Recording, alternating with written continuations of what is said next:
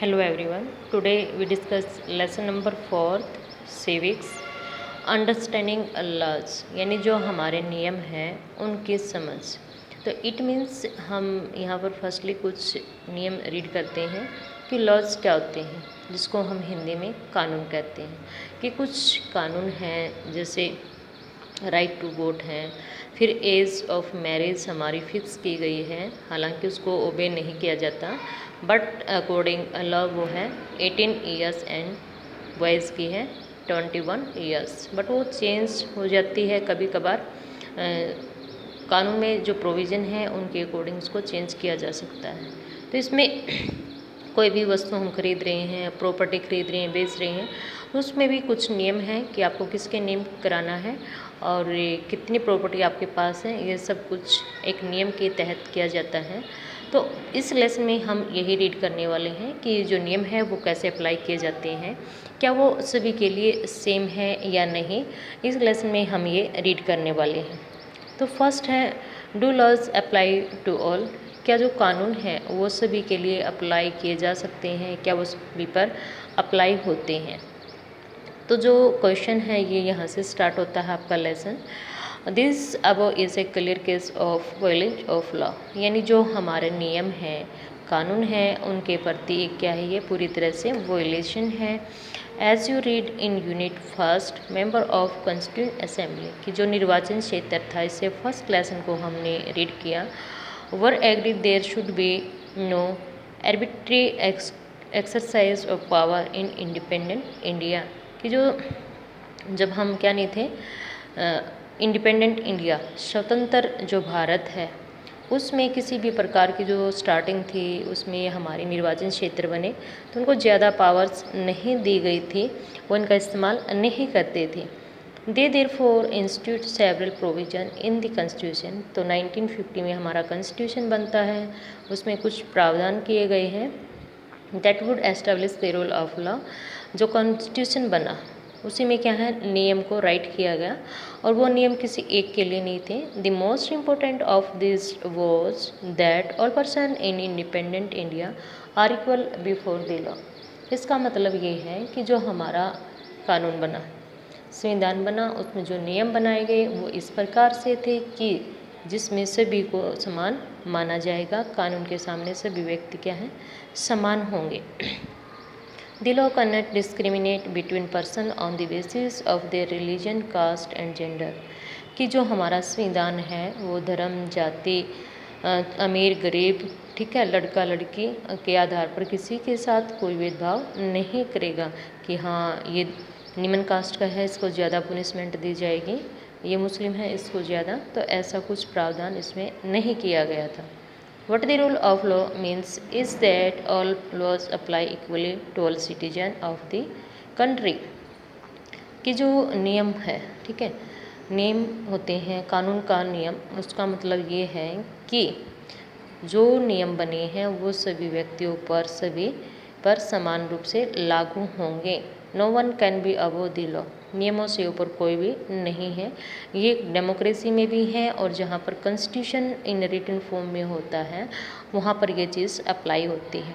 Neither a government official nor a wealthy person nor even the president of the country is above the law. इन्होंने कहा कि यहाँ तक जो सरकार के अधिकारी, अमीर पर्सन है जैसे मुकेश अंबानी हैं, सचिन तेंदुलकर हैं, एनीवन, एंड जो प्रेसिडेंट यानी राष्ट्रपति है, और एक गरीब किसान या डेली वेजेस पर काम करने वाला मजदूर, तो उन सभी पर क्या है, इक्वल हैं।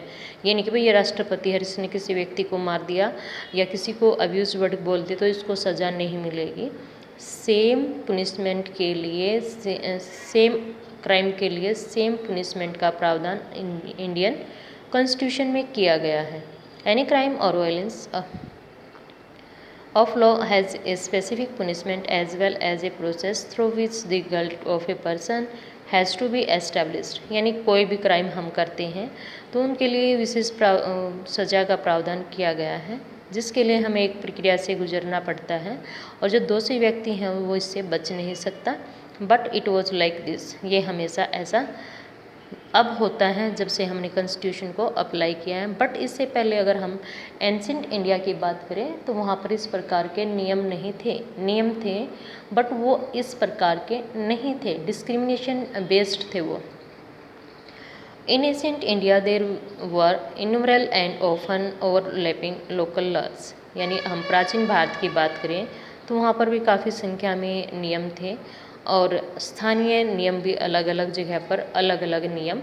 Different communities enjoy different degree of autonomy होता है जो शासक होते हैं, जो जैसे गांव में सरपंच है, ठीक है, तो सरपंच गांव का क्या होता है, हेड होता है, तो ऑटोनॉमी यानी पावर उसके पास होती है इन एडमिनिस्ट्रिंग दिस लॉ। तो जो अलग अलग समुदाय थे वो अलग अलग प्रकार की पावर्स जो उन्होंने अपने अकॉर्डिंग बना रखी थी उनका प्रयोग करते थे और उनको यूज़ भी करते थे। नाउ नेक्स्ट है among their own in some case the punishment that a person received for the same crime varied dependingly। इसमें क्या कहता है कि अगर कोई व्यक्ति दो हैं, दो से ज़्यादा हैं, सभी ने सेम अपराध किया है बट उनकी बैकग्राउंड अलग अलग है, कोई अमीर है, कोई गरीब है, या कोई जनरल कास्ट का है, कोई एससी कास्ट का है, तो उसके आधार पर वेरी डिफरेंट की उनके बीच में डिफरेंस किया जाता था। With lower caste being more harshly penalised. जो गरीब व्यक्ति हैं, निम्न जाति का है, उसको पूरी तरह से सज़ा दी जाती थी और ज़्यादा सज़ाएं भी उसको ही दी जाती थी। This slowly began to change as this system of law began to further evolve during the colonial period। इस प्रकार की जो शुरुआत थी वो जो हमारा औपनिवेशिक सरकार यानी ब्रिटिश शासन जो था उसमें ऐसा होता था, बट धीरे धीरे करके क्या है उन्होंने कुछ नियम बनाना स्टार्ट किए और आफ्टर दैट जैसे ही हम 1950 में 47 में हम आज़ाद हो जाते हैं और 50 में अपना कॉन्स्टिट्यूशन अप्लाई करते हैं तो ये चेंज हमें देखने को मिले हैं। It is often believed that it was the British colonist to introduce the rule of law in India. यानी ऐसा विश्वास किया जाता है कि जो भारत में ब्रिटिश औपनिवेशिक गवर्नमेंट थे उन्होंने भारतीयों को इन नियमों से परिचित करवाया। क्यों करवाया? क्योंकि ब्रिटिश गवर्नमेंट ने कुछ नियम बनाए थे और वो हम सभी को फॉलो करना पड़ता था। आफ्टर दैट जब हम आज़ाद होने के लास्ट स्टेप में थे तो ब्रिटिश गवर्नमेंट ने इंडियंस को कहा था कि आप अपना एक कॉन्स्टिट्यूशन बनाए जिसके अकॉर्डिंग आपको अपना संविधान या देश चलाना है। Historians have disputed this claim on several grounds. यानी जो इतिहासकार हैं उनमें बात को लेकर मतलब उनकी एक सहमति नहीं है। Two of which include first that colonial laws were arbitrary. पहला रीज़न ये है कि जो औपनिवेशिक गवर्नमेंट थे उनके अपने कुछ नियम थे। Second that Indian nationalist played a prominent role. और जो भारतीय राष्ट्रवादी थे उन्होंने एक महत्वपूर्ण भूमिका इसमें निभाई है in development of the legal sphere in British India. जो भारत ये थे उन्होंने जब ब्रिटिश गवर्नमेंट अपने यहाँ पर थी उस टाइम एक राष्ट्रीयवाद की जो भावना विकसित करने में महत्वपूर्ण भूमिका निभाई थी। एग्जाम्पल है for the administration that continue to exist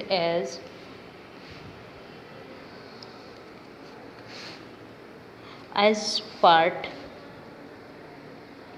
और British law is the sedition. Sedition होता है राष्ट्रद्रोह एक्ट ऑफ 1870। तो ब्रिटिश गवर्नमेंट जो है 1870 में एक राजद्रोह का नियम बना देती है जिसको पालन करना सभी के लिए क्या है जरूरी कहा। The idea sedition was very broadly understood with this act. और जो राजद्रोह था इसका जो मीनिंग था वो मोस्टली ये समझा जाता था कि एनी पर्सन्स प्रोटेस्टिंग और क्रिटिसाइजिंग ब्रिटिश गवर्नमेंट, कि कोई भी व्यक्ति अगर ब्रिटिश सरकार के विरुद्ध जाता है उसकी आलोचना करता है could be arrested without due trial. तो उस व्यक्ति को अरेस्ट किया जाएगा और उसको मतलब पकड़ के जेल में डाल दिया जाएगा, मुकदमा उसके ऊपर चलाया जाएगा। ये था sedition act of 1870। Indian nationalists began protesting and criticizing arbitrary use of authority by the British। तो जो भारतीय राष्ट्रवादी थे उन्होंने ब्रिटिश की जो नीतियाँ थी उनको विरोध करना, उनकी आलोचना करना स्टार्ट कर दिया। They also began fighting for great equality and wanting to change the idea of law from a set of rules। और इस प्रकार से जो भारतीय थे उन्होंने इसके लिए अपनी समानता के लिए, ठीक है, फाइटिंग करना स्टार्ट कर दिया ब्रिटिश गवर्नमेंट के प्रति। और वो चाहते थे कि एक ऐसे नियम बनाए जो क्या हो, सभी के लिए बने, ना कि उनको फोर्स किया जाए। ब्रिटिश गवर्नमेंट ने क्या किया, नियम तो बनाए बट उनको ना पालन जो करने वाले थे उनको फोर्स किया जाने लगा कि नहीं, आपको फोर्स किया जाएगा, आपको ये नियम पालन करना है। तो ब्रिटिश गवर्नमेंट ने इस प्रकार के नियम जो है वो सेट किए थे।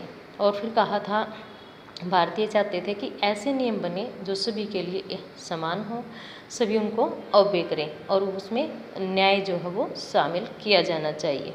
तो इस वीडियो में इतना ही। Thank you, have a nice day.